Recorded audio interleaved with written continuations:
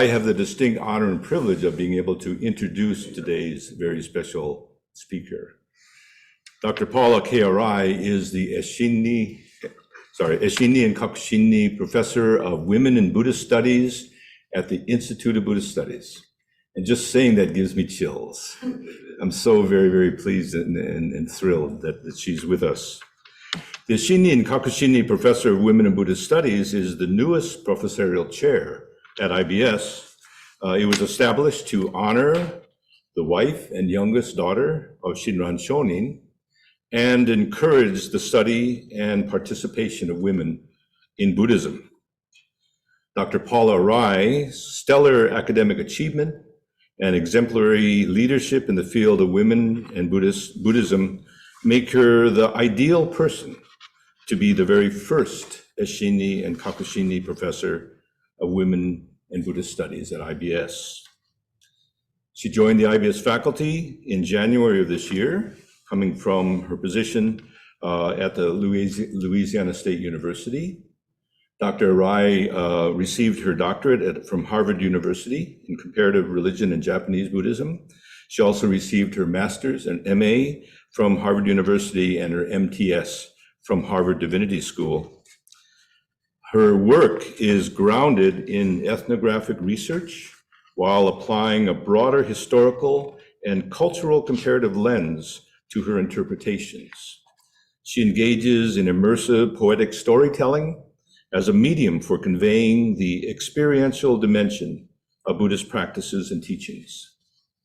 As a specialist in Japanese Soto Zen women, Dr. Arai is trained in the Aichi Senmon Nisodo Nunnery under the tutelage of Aoyama Shundo Roshi and has maintained decades-long relationships with the Japanese laywomen who figure in her studies. Dr. Arai's compassionate, embodied, and person-centered approach to teaching is already bringing benefits to her students and members of the IBS community. We are all very excited about her upcoming course, Buddhist Women's Liberating Power. Dr. Arai's curated exhibits of a Japanese scientist's Heart Sutra paintings at museums, universities, and conferences over the last 8 years. She is also active as a public speaker, and she leads workshops on healing rituals and presents in a range of Buddhist settings. Moreover, Dr. Arai is a well-known writer whose works include Women Living Zen, Japanese Soto Buddhist Nuns, Bringing Zen Home, The Healing Heart of Japanese Women's Rituals, and Painting Enlightenment, Healing Visions of the Heart Sutra, the Buddhist Art of Iwasaki Tsuneo. Her latest publication, The Little Book of Zen Healing, Japanese Rituals for Beauty, Harmony, and Love, is now available. It is literally a little book, but not little in content or inspiration. I've started reading it, and I really urge all. It's a nice trim size. Book and just really embrace it. I think you'll enjoy it very, very much. Dr. Arai will certainly enable IBS to contribute to the growth of religious scholarship that recognizes the central role that women continue to play in the shaping of Buddhist thought and religious life. We would like to invite anyone who is inspired by her work and her vision to support the IBS Eshini and Kakushini Professorial Chair in the Dharma Forward campaign. This is me putting my presidential hat on right now. You can find more information about that opportunity on the Support the IBS page of our website. There you will also find a link to Dr. Arai's Zen Healing website, which contains an introduction to this book, The Little Book of Zen Healing. Anyway, without further ado, I am very honored, I'm very pleased and privileged and thrilled to introduce to you Dr. Paula Arai, who will present a lecture, Women Liberating Buddhism. Dr. Arai. Good morning. Thank you all for being here and all who made this possible. I could not be happier. It's been a long road to get here.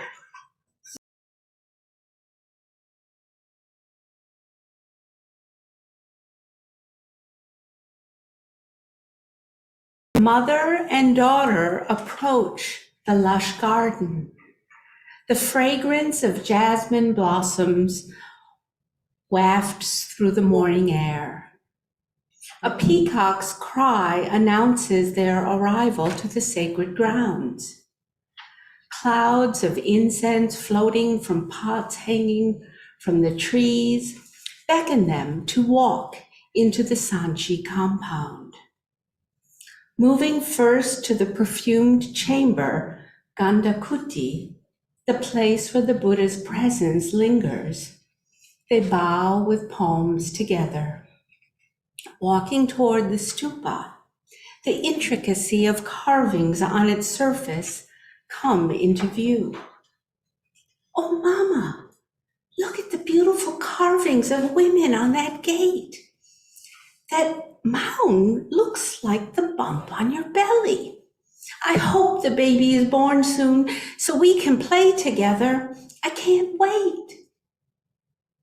I'm excited for the baby too. You know, dear one, my mother brought me here when I was about to give birth to you. And she was brought here by her mother before I was born. Each visit brought us a healthy baby, but not everyone is so fortunate. I am so grateful for the blessing of your health. You are growing into such an observant and caring girl. Your grandmother would be so happy if she could see the joy and curiosity in your eyes.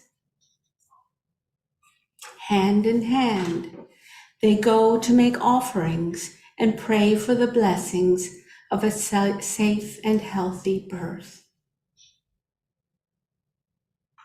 Whether this conversation between mother and daughter actually occurred at a stupa, I do not know. Evidence of such intimate exchanges are not commonly preserved, though some version of such a conversation has likely been repeated countless times as women share their wisdom. Women can see their bodies affirmed in the monument at the core of the Buddhist tradition, the stupa. Buddhist scholar Miranda Shaw's paradigm-shifting insight that the half-domed shape of a stupa is like a supine pregnant belly. This opens up a wide window onto how a woman might experience the central architectural form of the early Buddhist landscape. Designed to harbor Shakyamuni Buddha's relics, a stupa is a womb for an enlightened being. That the stupa is a womb is reflected in the Buddhist terminology.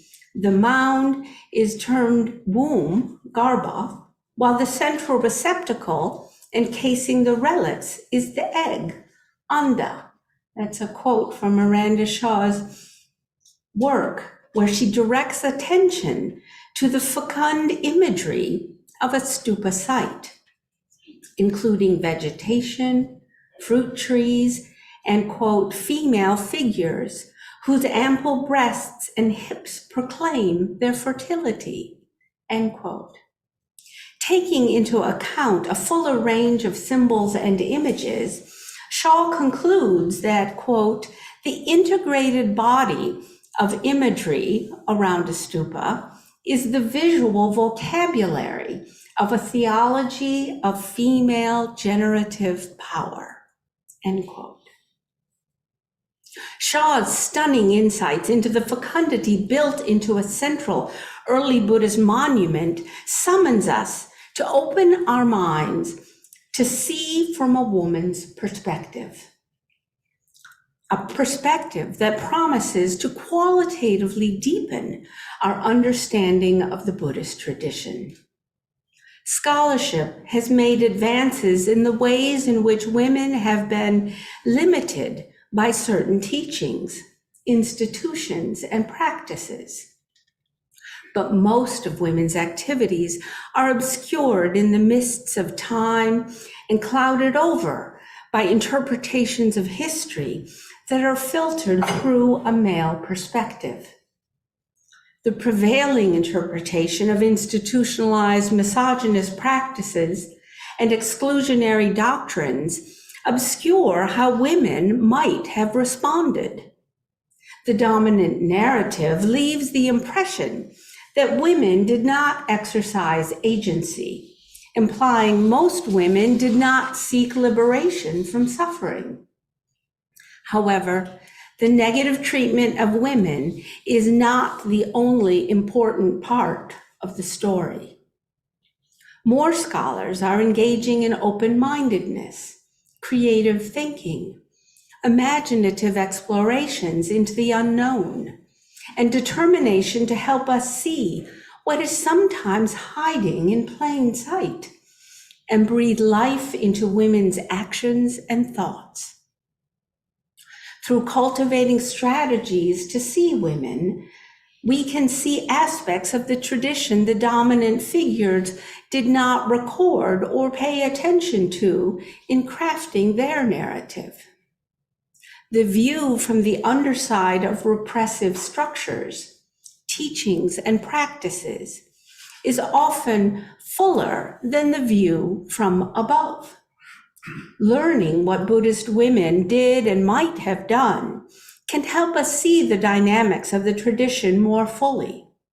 We can learn from their approaches to living with unfair and repressive conditions.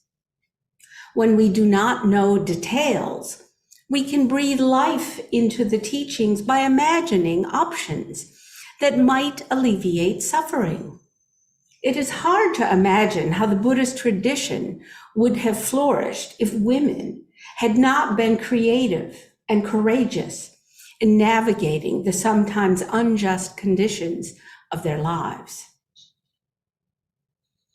That all people come out of a woman's womb is an underappreciated fact in much of historical analysis.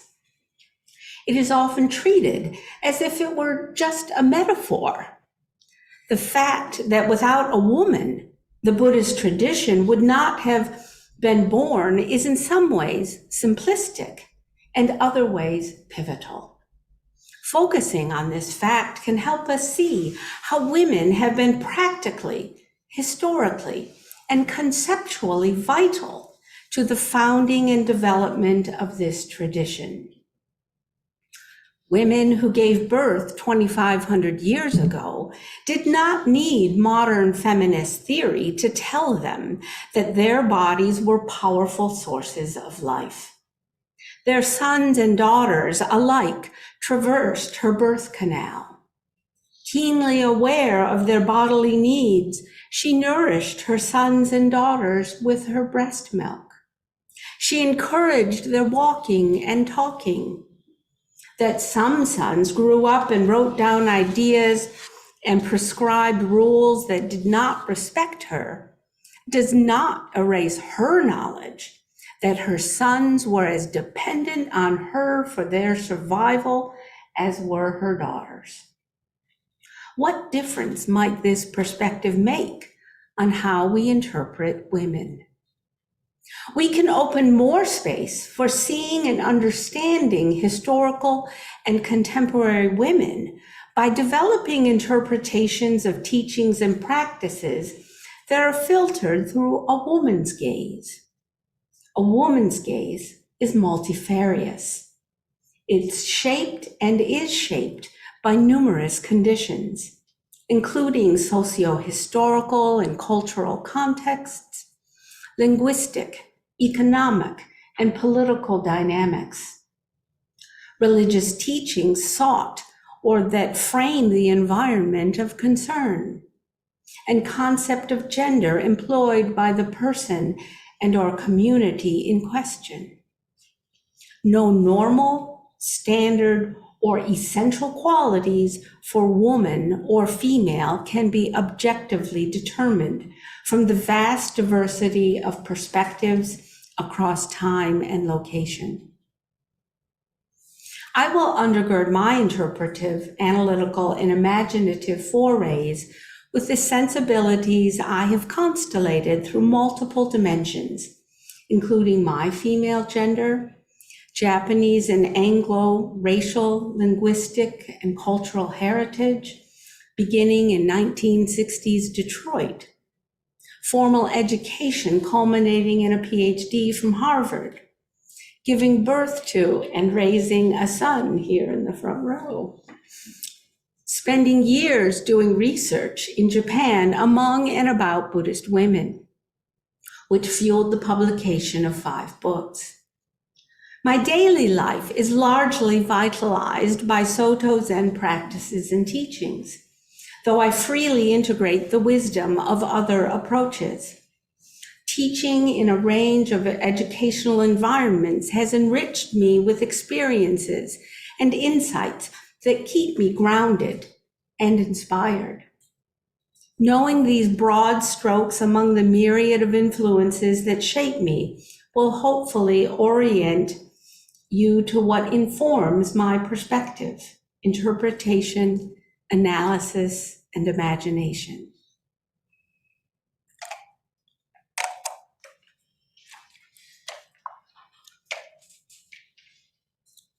Indeed, each of us brings our background and experiences to bear on our perspectives, to cultivate approaches and responses to the contexts and challenges we face. We may draw on our particular concerns, skills, and dispositions. Being cognizant of what shapes and motivates us is part of how we learn to wield power effectively and to recognize how others might be doing so as well. We can hone our ability to see and understand women inspired and energized by the Buddhist teachings on the cessation of suffering and practice of compassion by using these as lenses to interpret the historical evidence regarding women, recorded in texts, expressed in art and architecture, codified in rules, institutionalized in organizational structures, and encoded in ritual practices. In lieu of explicit evidence of women's internal thought processes, we can proffer suggestions that take women's agency into account and imagine how one might navigate situations to ameliorate suffering. Since there are no conditions on the third noble truth, women likely took it at face value and thought the cessation of suffering was possible for all people. So it is more illuminating to launch our inquiry not with the question, did women seek the cessation of suffering, but rather, how did women seek the cessation of suffering? Adding one word, how, opens up avenues of insight that regard women as agents in their own lives, as caring, hardworking, and serious. Exploring the cumulative tradition from the perspective of women's concerns will help us uncover creative ways women might have integrated teachings on wisdom and loving kindness into their lives. Consider how Siddhartha's father so wanted his son to become a wheel turner of the political world that he went to great lengths to shield him from suffering in order to increase the odds his son would not go on a quest to stop suffering. In contrast, women's lives of the era were intimate with suffering. Death in childbirth, nurturing and burying their babies, caring for the sick, tending to the needs of aged and dying elders. To think that across the 2,500 years of the Buddhist tradition, there haven't been women who sought and gained wisdom regarding healing responses to suffering is a hard case to make. drawing inspiration from historical and contemporary Buddhist women, I will explore creative responses to suffering. In contrast to the prominent historical focus on male domination and misogyny, which centers on men's actions, I will focus on liberation and how a person might respond to oppression by wielding liberating power. Where Buddhist texts or practices present negativity toward women, I will imagine possible female liberating perspectives. I will suggest how a woman, or anyone, might apply Dharma teachings and practices in conditions of oppressive suffering, whether historical or current. In so doing, I aim to envision the Buddhist tradition in a way that does not limit our current potential for liberation. Envisioning people wielding liberating power, however, is a humbling and daunting task. Our world is saturated with horrific injustices and the inertia of current socio-political economics that are deliberately engineered to depend on people suffering.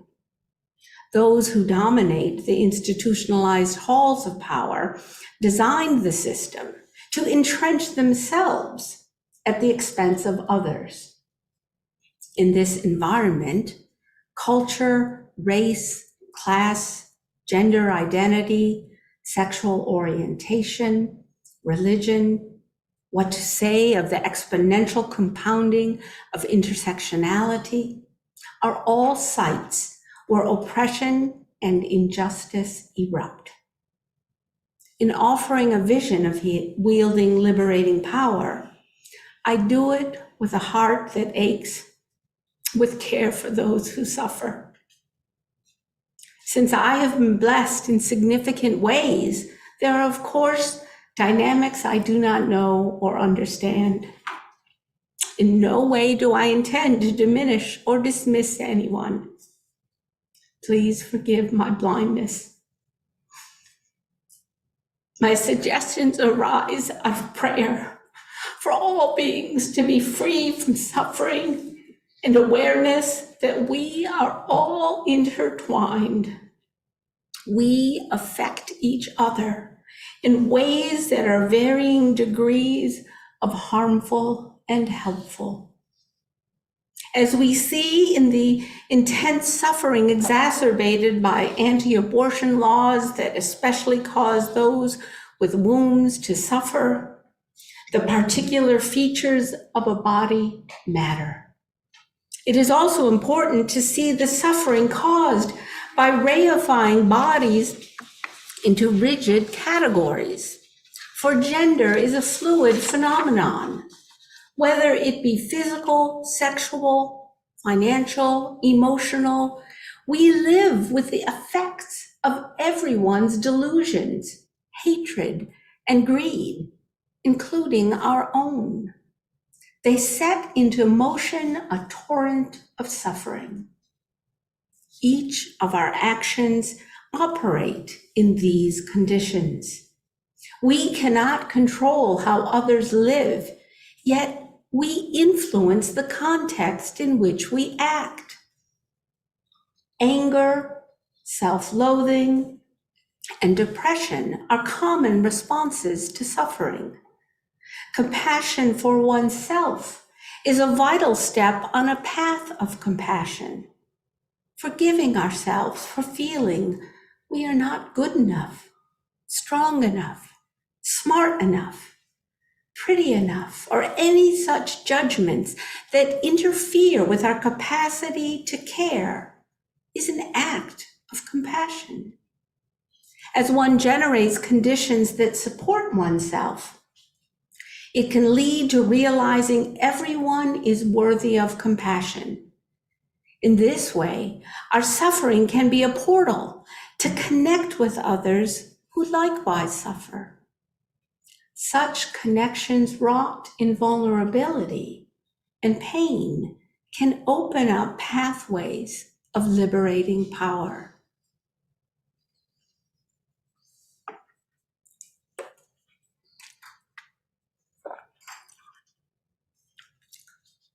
Liberating power is wielded through acts guided by wisdom and motivated by compassion. Such acts include being kind, paying attention, pausing to let joy flow through, and forgiving self and others. When you act kindly and lovingly, you tend to concrete needs, including being generous in thought, deed, or material resources. You can exercise patience with those who are hurting and afraid. You can focus on being attentive and concentrate on the here and now. Doing so can foster being more in sync with the needs of the moment. Hence, you can be more effective in responding. You wield liberating power each time you experience interrelatedness instead of separateness. You wield liberating power when, with high resolve, you move with the force of your whole body-mind. Moving with weak resolve and a diminished sense of self is often demoralizing and restraining. When you engage in meaning-making with the intent to ameliorate suffering, you activate liberating thoughts and actions. When you nurture yourself, you are caring for your ability to be effective. Smiling is a quiet way to wield liberating power. When you embrace moments of joy, you resist the forces that aim to oppress you. No one can take that power away from you.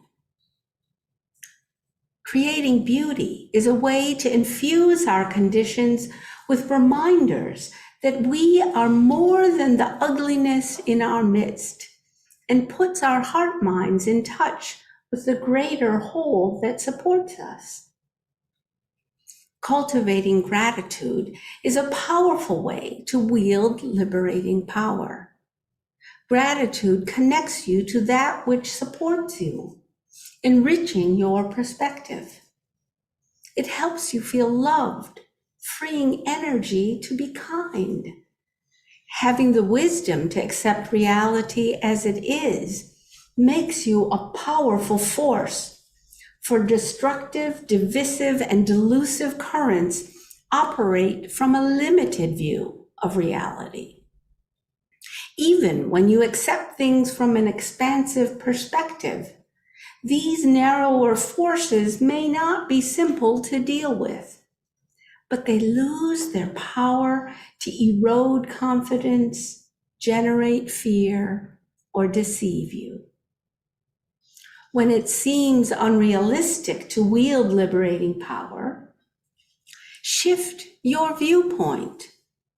We live in an ever-changing flow of events, and liberation is always available.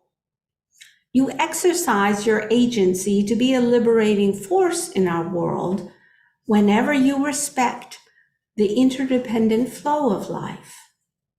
Think expansively or speak kindly. It takes some discipline to do these things, but such effort is a worthy alternative to suffering. Not only are you the first to benefit from acting out of compassion, you are the only one who can liberate your compassion. Your compassion is not conditioned or dependent on circumstances, resources, or what others think of you. These are the things that often hold our compassion captive.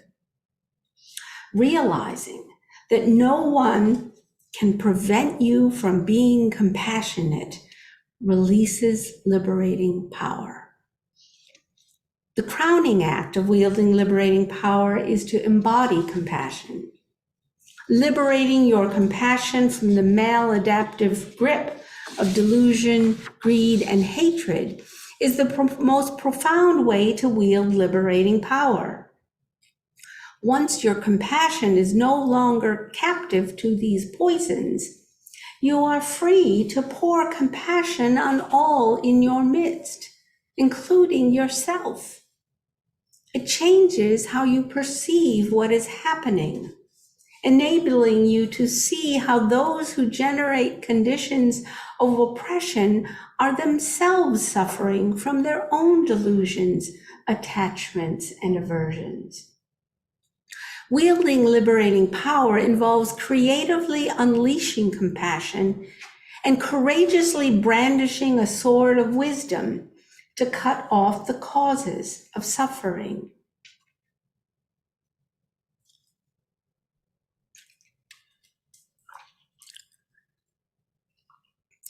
Through decades of teaching and research, I developed 7 principles to see the Buddhist tradition from a woman's perspective and illuminate how women, or anyone, that's an invitation, can wield liberating power.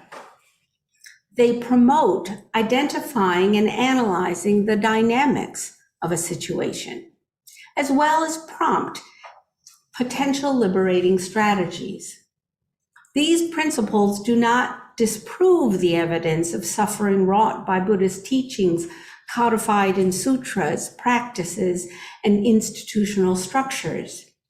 Indeed, to be effective, the ways women have suffered within the context of the Buddhist tradition must be addressed. I examine salient illustrations, though I do not provide a comprehensive survey. Rather, my aim is to offer guidelines that encourage practitioners and scholars to see through and beyond constricting and unedifying lenses of Buddhist teachings and practices. Principle 1, breathe space for not knowing. In pouring a cup beyond overflowing, a Zen tea master schooled an overconfident student that you cannot learn anything new if you do not begin with an empty cup. Likewise, it is beneficial to remind ourselves how little evidence is available to know how most people thought and felt throughout history, especially those without resources or inclination to record their own contributions. It behooves us to also keep in mind that the lack of evidence is not evidence of lack. Drawing on the metaphor of the fabric of reality, I see my project of exploring women's Buddhist activities as loosening up the weave of the dominant narrative that is largely woven with threads men chose to include. By creating space in the fabric of reality for women's vast and complex contributions to history and Buddhist culture, we acknowledge that there is much we do not know. Unless we know details about how women spent their days and what they thought and felt, we cannot conclude that they were insignificant. In consciously foregrounding the countless neglected threads from our current version of the fabric of reality, we breathe space for new information, insights, and perspectives. We open up space to explore and imagine. Reading between the lines can loosen the weave of the narrative fabric. Some words can be windows to see through the words that insidiously hide women's power. Other words might obscure the fuller dynamics of the contexts in question. They include official, acknowledged, recognized, authority, institution, permission, allow, rule, practice, tradition, and misogyny. With each of these words, examine from whose perspective the statement is made. For example, Ask, recognized by whom? Join the meeting. Whose authority? Do all relevant parties accept that authority? Question, if the statement assumes all people have agency.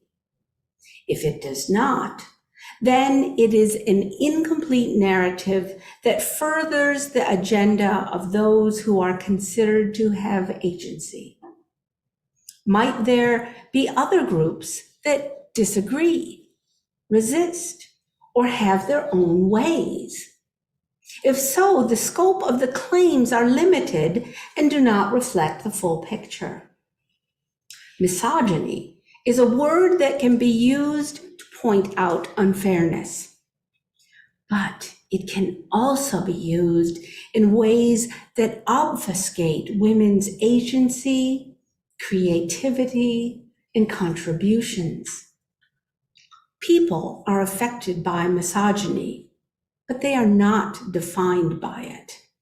There is always a response. These principles aim to shed light on those responses.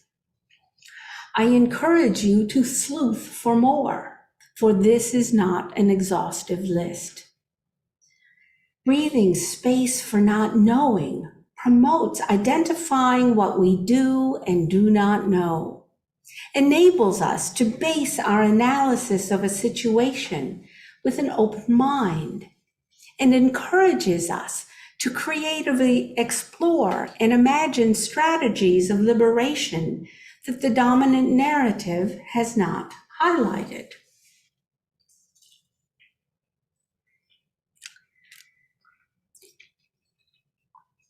Second principle, look through expansive and contextualized lenses.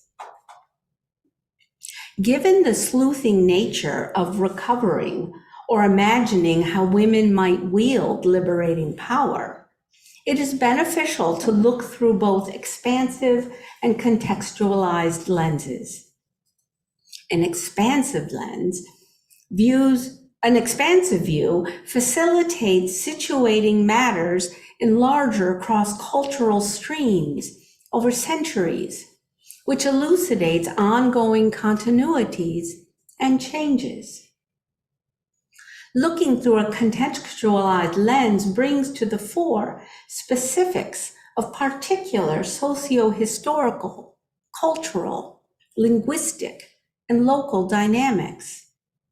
Together, these foci of exploration bring into view the complex causes and conditions that give rise to developments.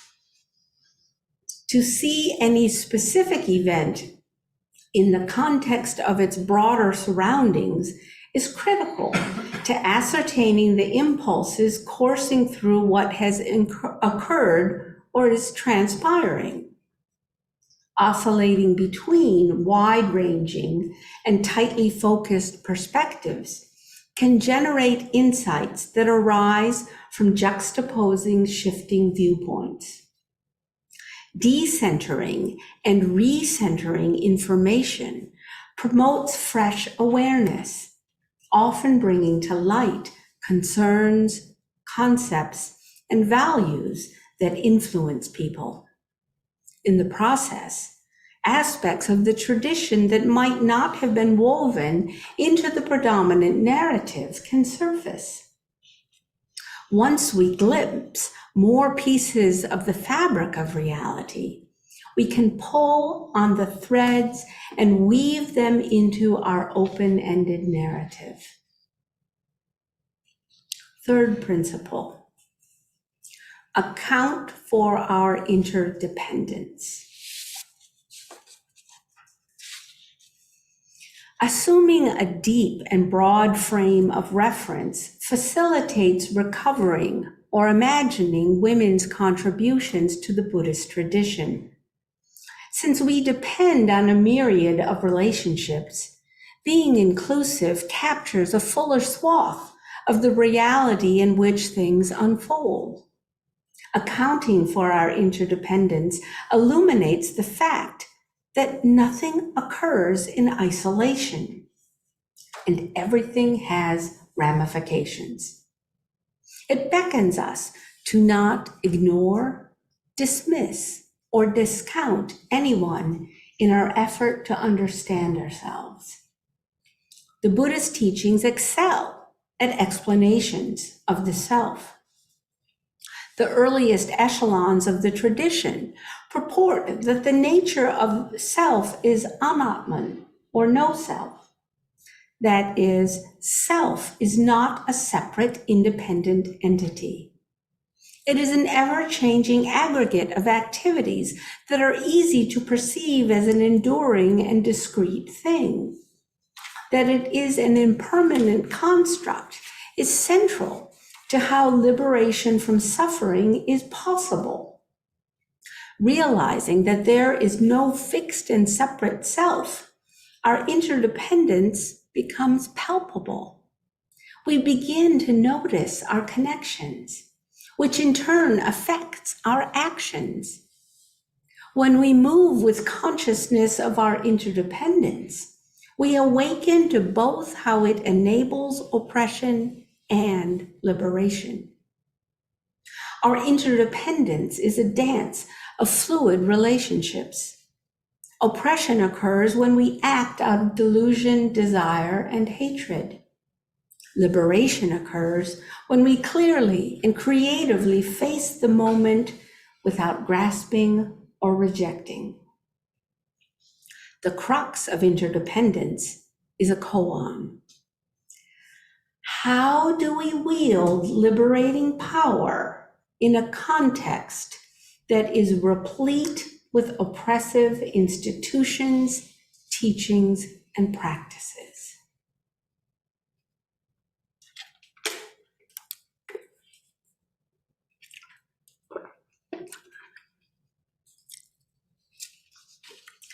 I was surprised myself when I saw Principle 4 bubble up. Assume women want to stop suffering. I realized in a lot of material that that was not an underlying assumption, so I thought I have to say this out loud. To assume women want to stop suffering is humanizing. It acknowledges their sentience as well as highlights their self-respect and agency. Anticipating their motivational drive, it facilitates discerning what they might have cared about and found worth working hard for. Imagine women experimenting with ways to ease the hardship that often attends birthing, nourishing, clothing, and housing a family, nursing the sick and caring for the elderly and dying. Except for birthing, these activities are not necessarily women's work. They are essential work, though, and women tend to perform this work. To acknowledge that such work is often done by women is not to relegate them to such work. Rather, it validates the women who make these critical contributions to their community. Reflecting on what would not be possible without this work is a way to see what women valued and deemed worthy of their support. Just imagine. Even today, what would not have happened if the women had not been working?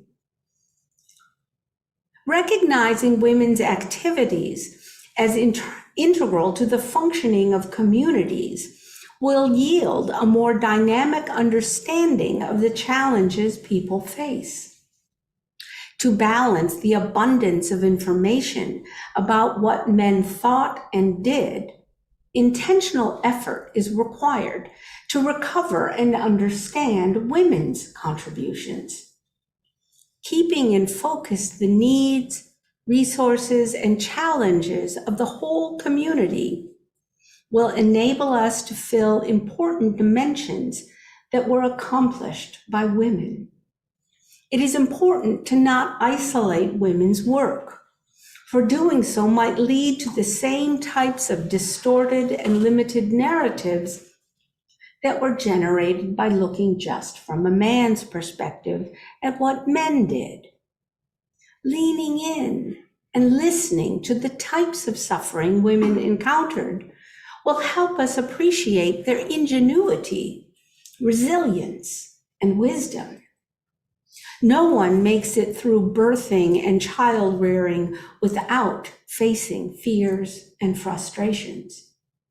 No one makes it through life without getting sick and hoping for relief. Everyone meets death, often stirring introspection. Women are often the ones in the room to whisper words of encouragement or offer an understanding look. In the midst of these activities, many women were subject to men's delimiting views of women, intensifying the obstacles women navigated. That so many people survived childhood and many even make it into old age indicates that women developed ways to allay suffering and cultivate life-sustaining wisdom. Principle 5, move through an embodied perspective, which Dr. Shaw illustrated with her insight into the stupa. Bodies are not generic. They are concrete and specific. No two are the same. Each one is a construction of a host of elements and influences. The main elements include body features, size, genitalia, sense organs, and colors, skin, hair, eyes. The main influences include historical epoch, culture, socio-political, economics, personal experience, notably familial relations and education and skills. Recognizing the full and fluid spectrum of body designations, including female, male, non-binary, and trans, is fundamental. Recognizing the complexity of working with bodies is critical to employing an embodied perspective. I am aware that my use of the term woman flies fast and loose with reality and is in tension with the very embodied perspective I advocate. And now I've got this chair in Women in Buddhism, and I'm like, oh, what do I do with that? Therefore, I encourage you to transpose the term as is suitable and be patient with the imprecise and incomplete nature of anything I say about women. Also, keep in mind that a statement about women does not necessarily imply something exclusive to women or negative about non-women. How do you see from an embodied perspective? You see signs of fertility in nature, affirming a woman's sense that she naturally belongs. You see what comes into focus when you take bodies with wombs seriously.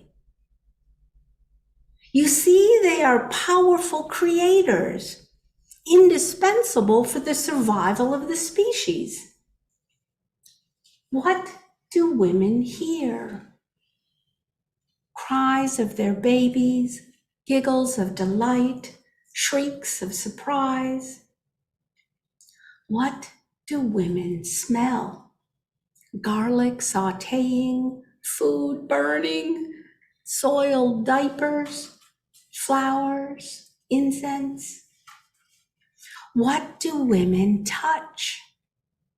Bloody wounds, feverish foreheads, soft cheeks, ripe fruit, dirty clothes, soapy dishes, hot pans. What do women taste? Soup, salty sweat, bitter medicine. What do women think? When will the fever break? What is there to make for dinner? What does my child need now? How do I comfort my dying mother? Today is precious. An embodied perspective of Buddhist liberation is practical. It examines if a teaching mitigates suffering. It experiments with a practice to ascertain if it meets a need. If not, then one explores other routes until an effective one is found. An embodied perspective does not tarry on abstract notions of right and wrong, or good and bad, for it sees morality and virtue as acts that do not cause suffering. It seeks ways to cultivate loving kindness and compassion. It promotes identifying and analyzing the dynamics of a situation, as well as prompt liberating strategies. Principle 6. Seek compassionate interpretations of teachings and practices. Dharma teachings and practices are those that, after having been tested, are verified to effectively liberate beings from suffering. What is helpful for some, however, might not be helpful for others. Though the tradition offers guidelines, each being must experiment with what is conducive in their situation. Hence, the proliferation of sutras and practices continues. Teachings and practices that cause suffering arise out of matrices of communal and personal suffering. It is important to discern the difference, for teachings and practices that cause suffering have been incorporated under the vast umbrella of the term Buddhism.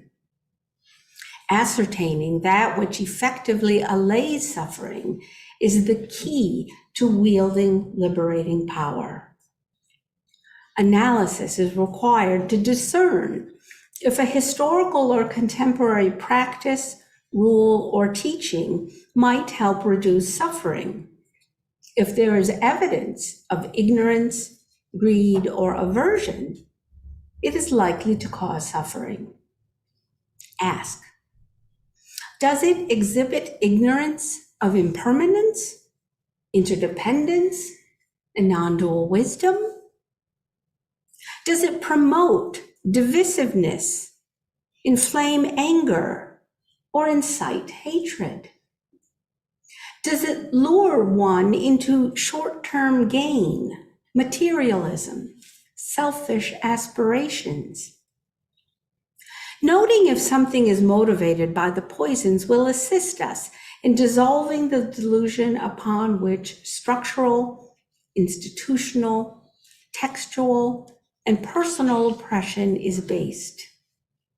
It is especially important to do so if rhetoric supporting systematic suffering draws on teachings found in a sutra, the purported word of the Buddha, or practices upheld by people in the highest echelons of institutional power. In the process of identifying that which is effective, it is important to humanize the authors of sutras and teachers of practices. When encountering a situation that produces suffering, blaming, shaming, or accusing are understandable responses. In being inherently divisive and driven by incomplete perspectives, however, they do not extract the root of the problem. Nonetheless, Understanding the dynamics behind actions that cause suffering is central to sorting out what ameliorates suffering. Therefore, seeking an interpretation that both acknowledges the problem and discerns what would effectively stop the suffering is a more skillful response. I call this approach a hermeneutics of compassion.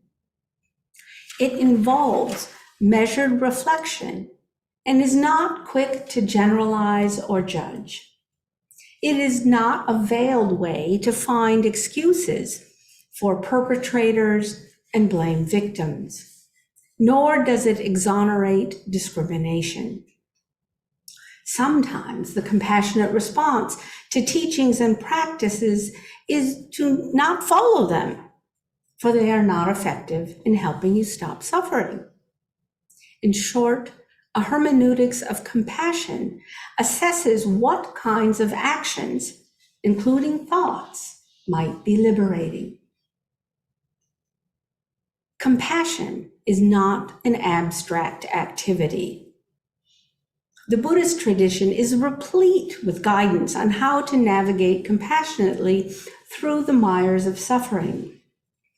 Unfortunately, there are instances where such offerings are the source of, rather than the antidote to suffering.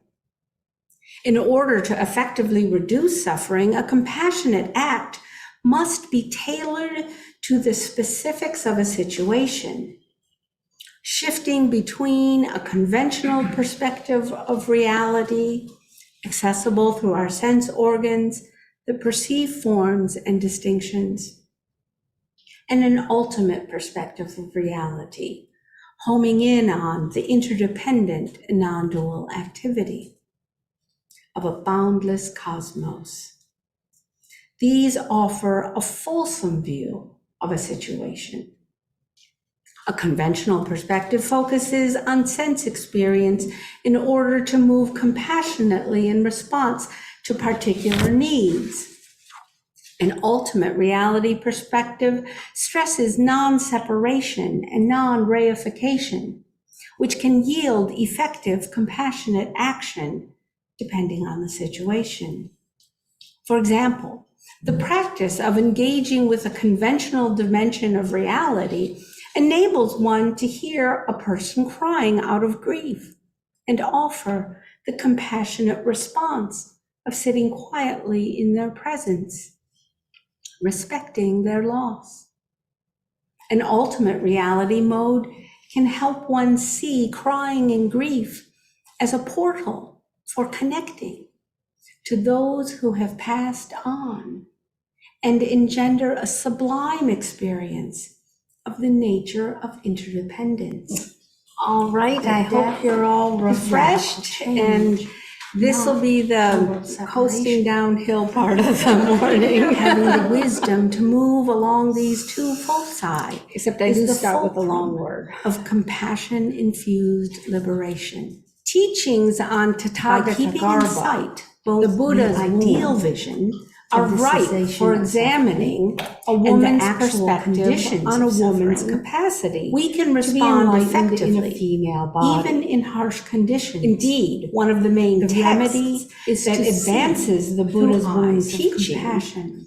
The Sutra of Queen Tramala of the Lion's Roar delivers the teaching or imagine a woman, how a woman wields liberating power with philosophical and response to negative treatment. As a Buddhist scholar, I can imagine how the teachings would be more accessible and inspiring. The historical evidence, if they were conveyed through a story that draws out, conveys the relevance for those with wounds. Even though most of women's activities are shrouded by textual and philosophical points by androcentric values, What we can The glean from the conversation I information we depict have between the queen indicates and her women female navigated the attendants complex is terrain a of creative socio expedient historical for bringing and the cultural philosophical expectations, teachings to like life. challenges, And what you an can't see when this is aspiration to orally see suffering. delivered With is the all these host stories are skills quite heavily footnoted. concerns for and where courage. I'm drawing on the Sutra.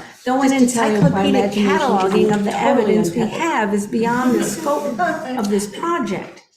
Queen Historical Shramala examples of was women delighted, wielding liberating though not power surprised, offer when a the glimpse dutiful of what was messenger possible, delivered a letter an from her inspiration parents. for what is They had probable. always cared for her with To rich extract more from the opportunities for evidence we growth. have, never intimating We can that enlist a our daughter was any imaginations less capable as than a a tool son. to open our minds. Devout Buddhists, It can they stimulate envisioned her re-aspiring to interpretations of heights available beyond her material position that have at been the pinnacle considered of from an royalty, androcentric perspective. wanting nothing less Some than her assumptions full that awakening. undergird this They perspective encouraged have her to uncritically study the advanced Buddhist notions that limit In and due distort time, our understanding the Buddha of the Buddhist predicted tradition. she would become Exploring the ways Buddha women might of have responded to universal negative light. treatment.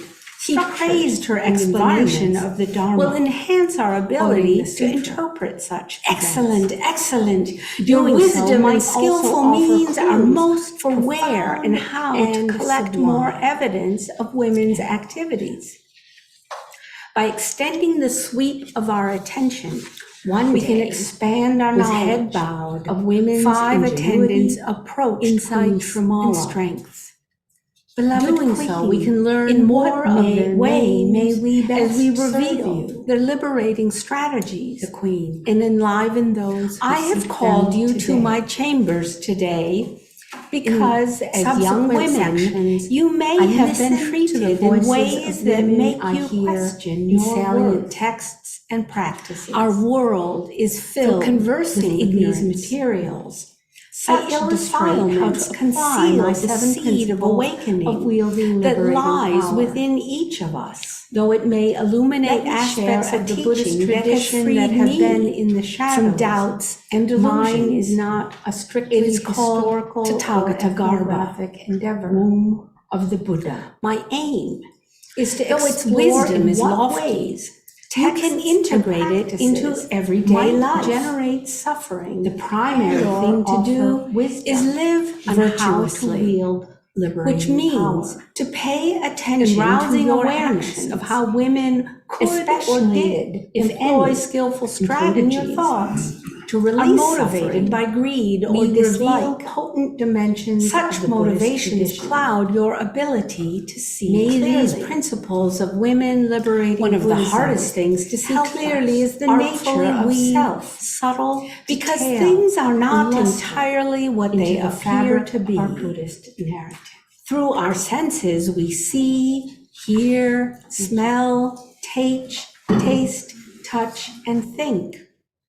They provide practical information for navigating life. For example, if someone has fallen, you can assist them because you have eyes to see and arms to lift them. Daily life is full of such opportunities to behave virtuously, and our senses are central to that aim. Yet, our senses can lead us astray, for they only reveal part of reality. If we live as if our senses inform us about the whole of reality, then we act in ways that are not fully informed.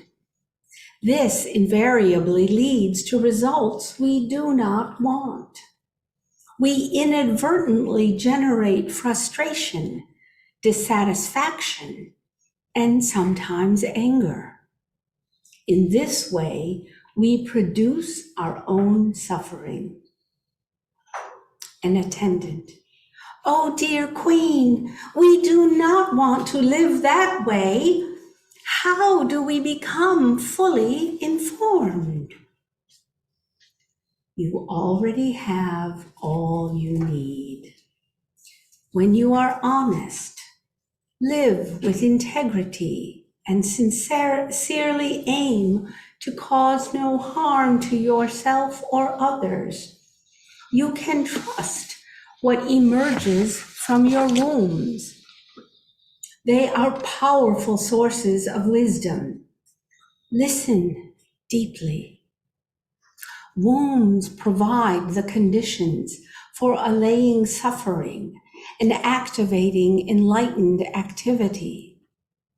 They are, by definition, the perfect conditions of compassionate care, providing all the nourishment and protection needed to grow and thrive.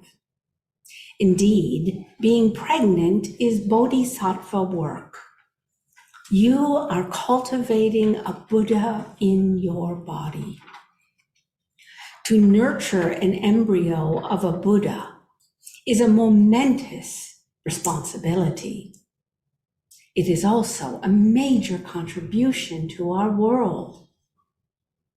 Carrying a being in your womb is excellent practice for how to live all the time.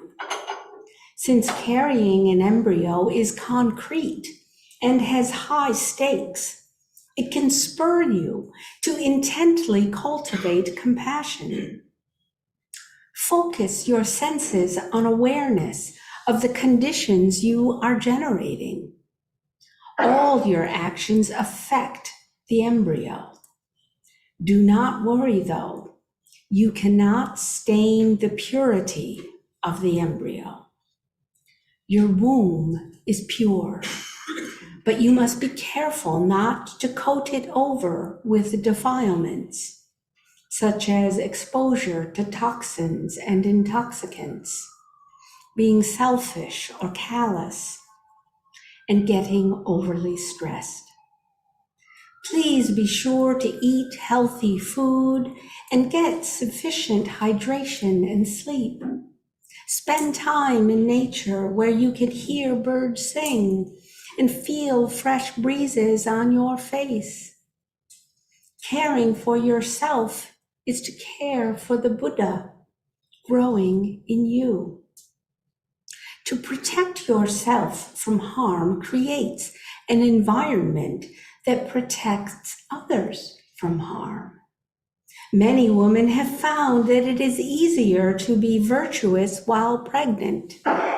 Their wombs tell them that each action has a direct and immediate consequence on the embryo. Since they are living for another being, they are keenly motivated to be aware and to care. Being conscious that the self is not an independent entity is also easier when pregnant.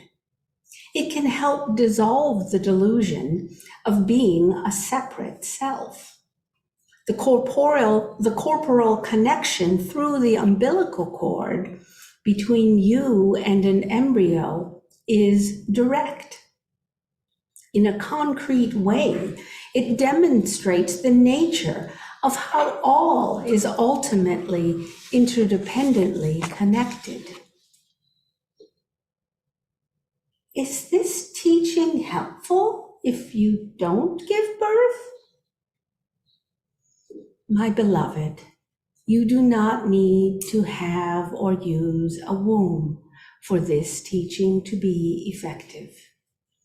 Wombs, as perceived through our senses, offer only one perspective of reality. Seen through another lens of reality, the womb is the liberating wisdom of emptiness. Through this lens, all boundaries are impermanent, fluid, and ultimately empty of intrinsic substance. Hence, all beings are wombs of Buddhas. Whether you are pregnant or not, have a physical womb or not, you can visualize yourself as pregnant with a Buddha embryo. All your actions can be done with the intent to care for that embryo. Anyone can live with this awareness and cultivate genuine compassion for self and all beings, turning the world into a womb for Buddhas. You enliven this world by nourishing and protecting all beings with loving care. Whether you have your own children or not, please share this teaching. It is most important that all our children develop their wisdom. We have the capacity to stop suffering because all of our bodies are vehicles for birthing Buddhas.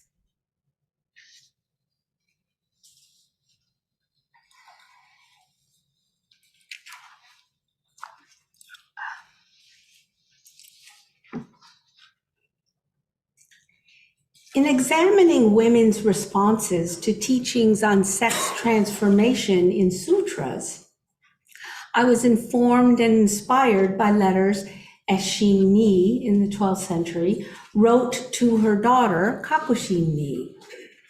They are the founding women of Jodo Shinshu.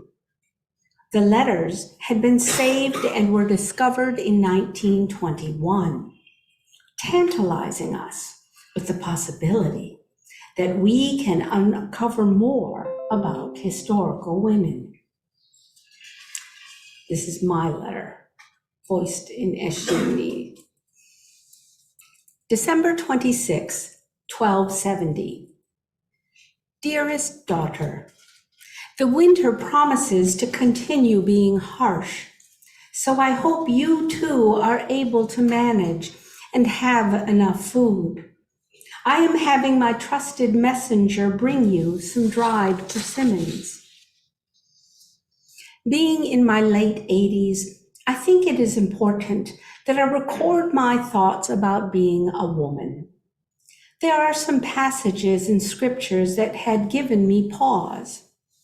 Having deeply considered them, I have found a way to be helped by them, which is what sutras are meant to do. Sutras are to teach us how to stop suffering, not to generate suffering. I admit that at first I was puzzled by Amida's 35th vow. If, when I attain Buddhahood, women in the immeasurable and inconceivable Buddha lands of the 10 directions who, having heard my name, rejoice in faith, awaken aspiration for enlightenment and wish to renounce womanhood, should after death be reborn again as women, may I not attain perfect enlightenment.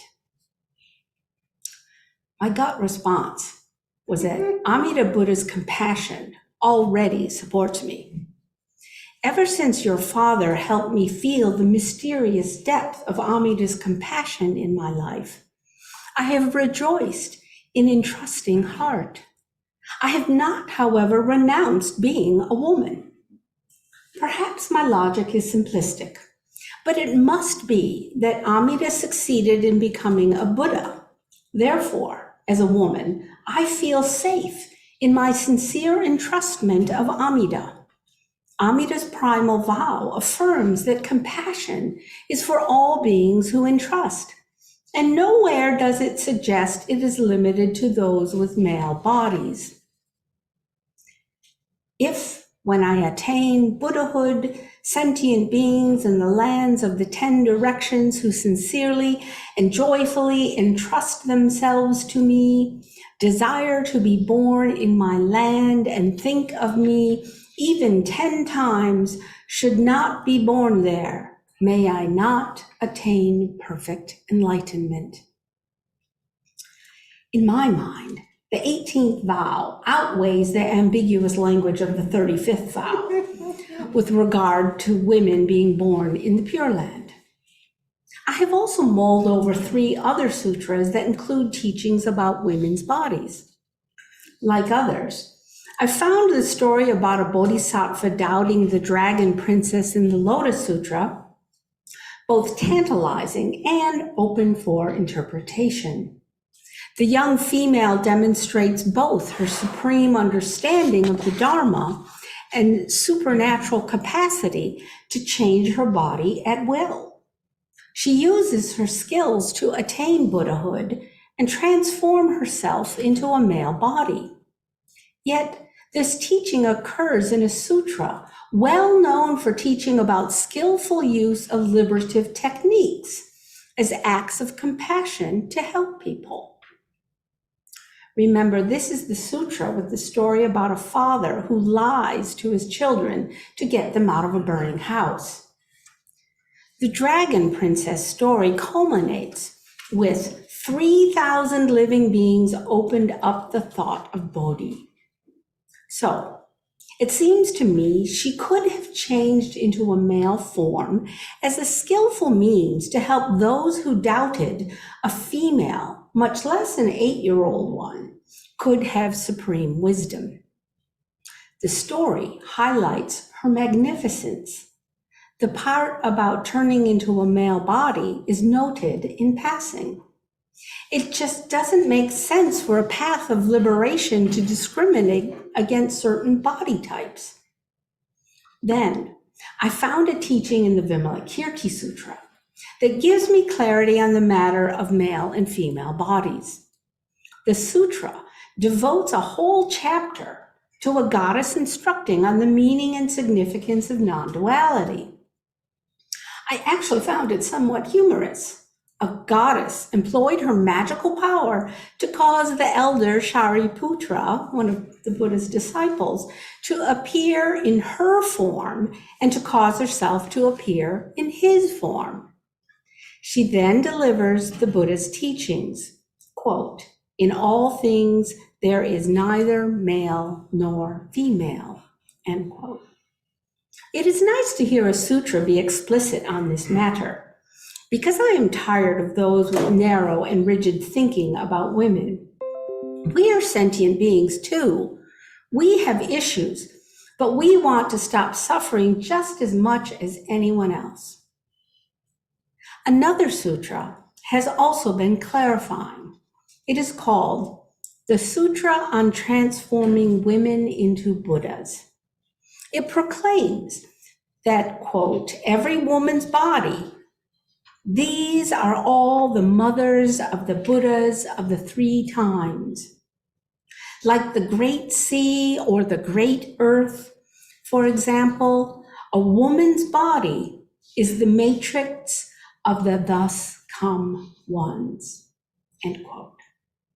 This confirmed my understanding that the Buddha offered a path available to all sentient beings, including women in their female bodies. There is one more observation I've made that at this age I'm no longer embarrassed to share with you. You know how the 32 marks of a Buddha include a sheathed lingam? It has been invoked as proof that a woman must transform into a male body in order to be a Buddha. Well, maybe it's because monks who don't know any better conjured up this idea, but I think sheathed lingam is a more accurate description of female anatomy. There is no impediment to a woman being a Buddha. So I do not see how the 35th vows can be understood as an obstacle to women being reborn in the Pure Land. This is where entrusting in Amida's compassion has led me.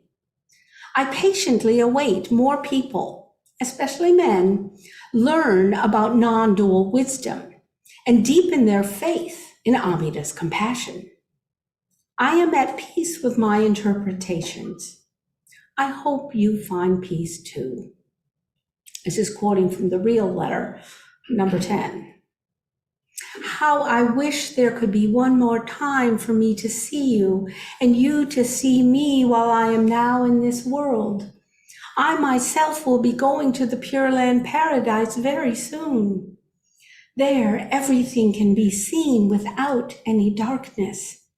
So be sure to say the Nembutsu and come to the paradise to be with me. Indeed, when we go to the paradise and meet again, nothing whatsoever will be in darkness. end quote. Through Eshin-ni's letters to her daughter, Kakushin-ni, we can see the particular ways that Eshin-ni's Shinjin, entrusting faith, enabled her to be strong in the face of adversity. She trusted she would receive a compassionate response to suffering as she weathered hunger and illness. She never expressed doubt. She focused on caring for those around her. Though she was surely aware that some Buddhist teachings espoused a doctrine that only those in male bodies could be enlightened, she does not betray the slightest hint that she thought being a woman was an impediment. Perhaps she was not unlike her husband, Shinran, who heeded the Buddhist teachings to not blindly follow, but to test whether or not a teaching was effective in diminishing suffering. After 2 decades practicing Tendai, Shinran found they were not effective for him, and he decided to follow a new Buddhist leader, Honen. He found Honen's teachings and practices helpful. Kakushin-ni also demonstrates resoluteness and does not exhibit signs of being inferior due to her femaleness. Her efforts were instrumental in solidifying her father's teachings, which eventually gave rise to the establishment of the Jodo Shin sect. For women who must navigate a place for themselves in a tradition that still wrestles with privileging men, what does Amida's compassion feel like? The mother and daughter of Jodo Shinshu model how to navigate the landscape of life with faith, demonstrating that their female forms are not an obstacle to receiving the full force of Amida's compassion. I was disappointed, however, when I went to both Higashi and Nishihonganji this summer and saw that neither had images of either of these founding women in their halls of worship. We can change that.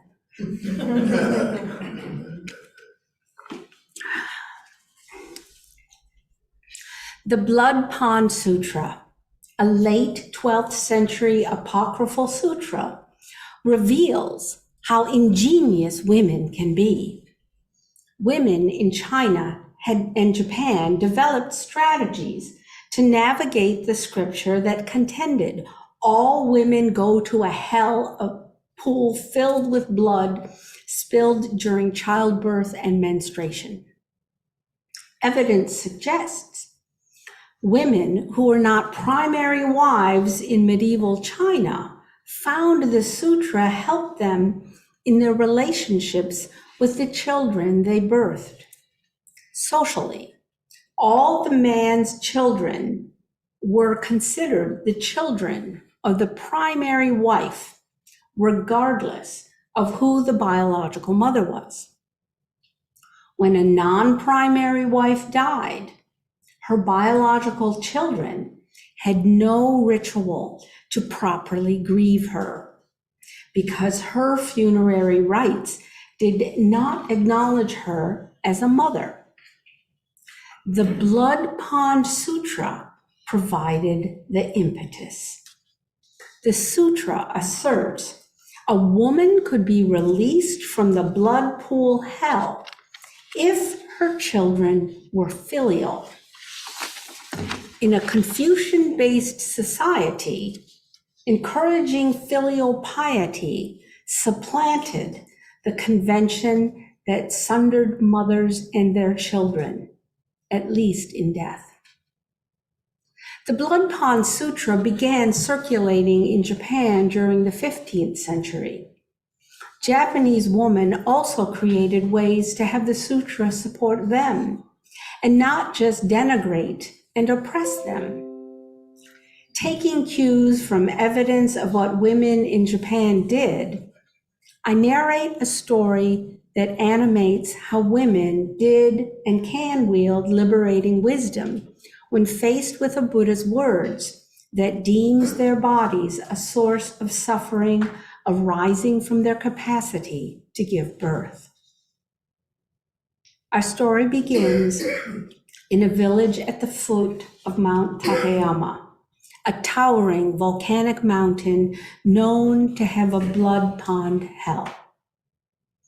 Women who live there come to life through passages from Torasan's diary. In the first entry, she is a newly married 17-year-old. October 20, 1848. I went to my first gathering of the 19th night group last night. I'm still shaken by the sutra we chanted. The older women there seemed unfazed by it. Afterward, some even laughed about it. How can they take it so lightly? They clearly understand something I don't. I do seem to be behind in learning about some women's things. I guess that's not surprising since Mama died giving birth to Kiku. Having helped raise my younger sister, I look forward to having children, especially since I have keen thoughts about how not to do it. Our stepmother treated us as burdens, even when we tried to help. I would not have even known about this women's gathering had my new mother-in-law not encouraged me to go. There were about 15 women there last night, although I was a bit shy being introduced as the newest and youngest to join the group. I felt warmly welcomed. It was comforting to be surrounded by women who were near my age, as well as women who had clearly weathered many seasons. Some were quiet, others were somewhat outspoken, with a great sense of humor. I felt like I belonged, like the lack I felt growing up without my mother would be filled. We did a short ritual. There was an endearing carving of Nyoidin Kannon on a low table at the front of the room. The women rotate who is to bring flowers and food offerings. One of the older women lit a candle and incense. Another woman rang a bell, indicating when to bow. After 3 bows, we chanted the Heart Sutra. Like most people, I could chant by memory. Then they began to chant a sutra I had never heard before. Why were women in hell wallowing in a pond full of menstrual blood and forced to drink it? Beaten with an iron rod if they refused? Wasn't a sutra supposed to be the words of an enlightened being? What is going on?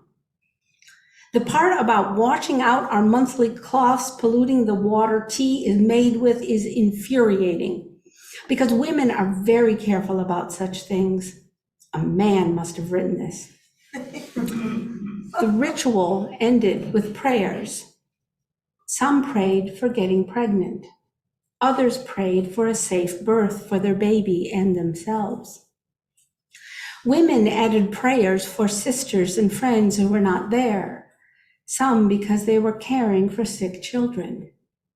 After the personal prayers, the women intoned a formal prayer in unison. This is a paraphrase from the actual sutra.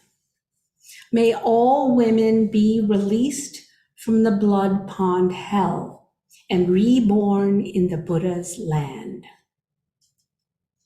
Most of the evening was spent sharing stories. One elder woman, who seemed to be a special visitor, guided us by weaving wisdom into her tale of affliction and adversity. The night drew to a close with a bell and a bow. As I was walking out, a middle-aged woman came to welcome me.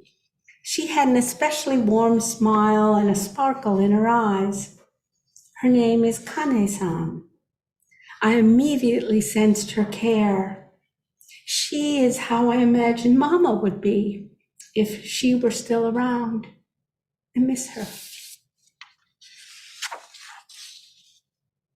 November 20, 1848. It's hard to believe 1 month has already passed. During casual conversations over tea, I felt like I was being initiated into a woman's world of unvarnished honesty and humor.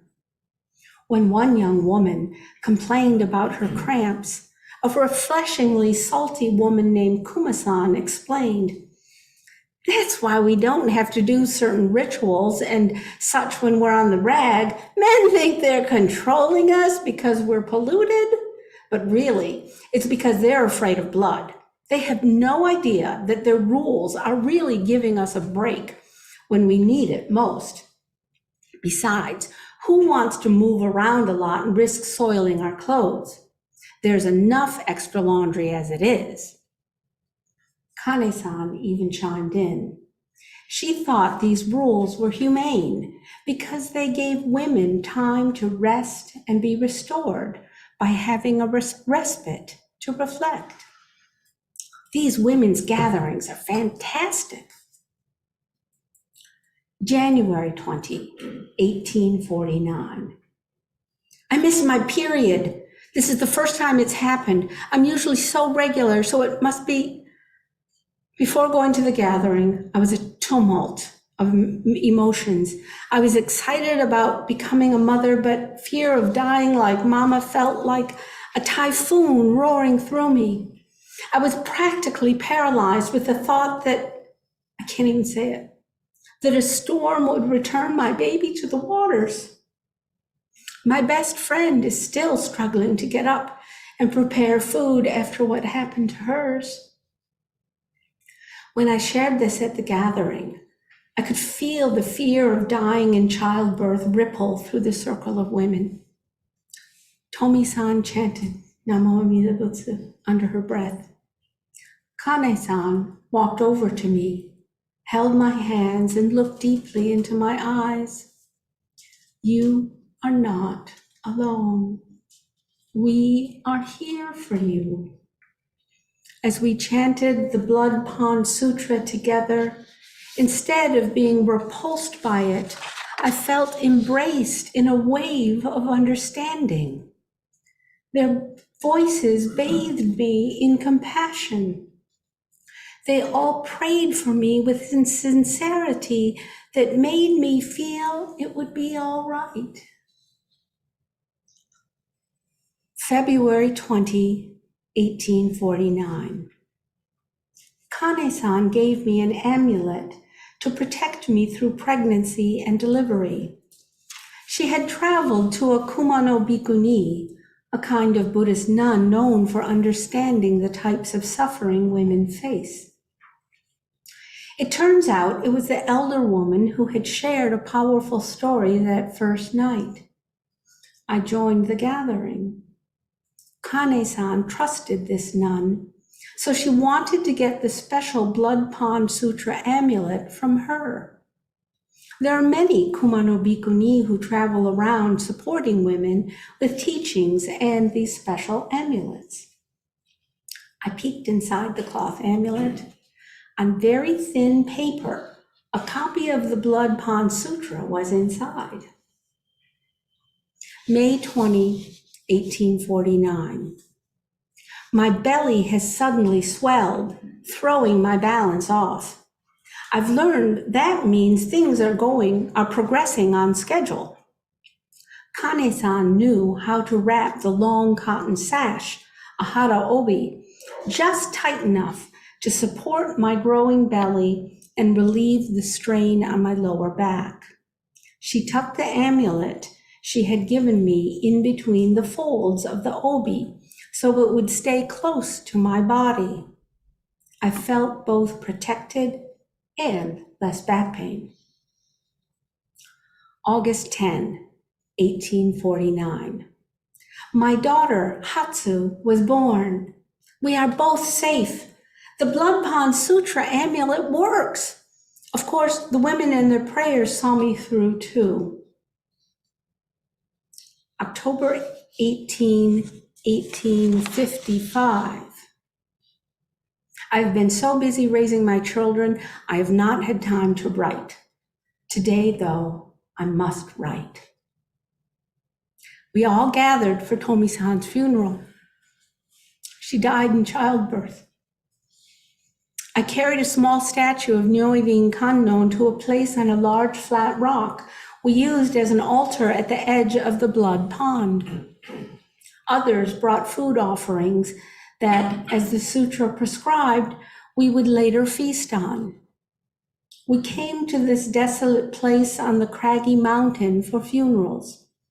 The aroma of sulfur cast a solemn pall over us. The sutra assures liberation for those who hold a blood pond liberation service, which includes chanting the sutra and doing a secret ritual shared among women. We took a quiet moment at the edge of the pond. In silence, we each reverently held a blood pond amulet to our bowed foreheads. The amulets rent the pond as we threw them to set free our prayers for Tomi-san. Then, as the sutra instructs, we placed a copy of the sutra into a boat and set it afloat in the pond. The sutra claims that after doing so, a 5-colored lotus flower would appear in the middle of the blood pond. As the sun sank lower on the horizon, a few women went with me to place the Nyoidin Kannon on Tomi-san's grave. I've come to trust that women would not be condemned to the blood pond hell. I believe the sutra not only assures safe births, but that if a woman did die in childbirth, she would be reborn in the Pure Land.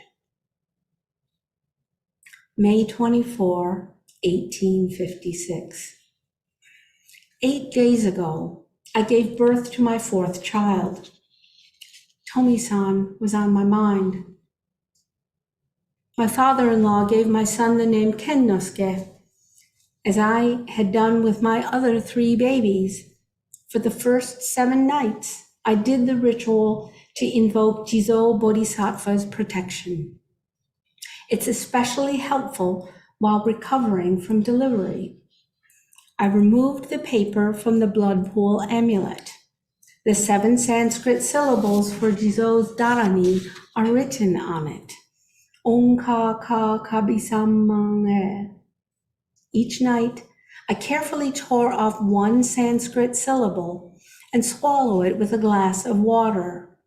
For extra protection, I also whisper the Heart Sutra. Today, I went to the temple to receive a fresh copy of the sutra and return the one that had served me. I always feel comforted keeping the sutra close to my body, especially until I'm fully restored from the birth. It seems like a lifetime ago when I was disturbed by this sutra. Now I see that the sutra brings women together. When we gather, we naturally support each other. This is what makes the sutra so powerful. I don't know how I would have survived without my 19th night group. June 2, 1857. My younger sister Kiku gave birth to her first child today. They are both safe. I'm sure the amulet helped. When the time comes, I will give one to her daughter too. Guided by my 7 principles for seeking and discovering Buddhist women's liberating power, past and present, and honing my imagination to bring to life the Buddhist historical record and philosophical teachings, I illuminate how women could and have tailored Buddhism in ways that liberate themselves and others.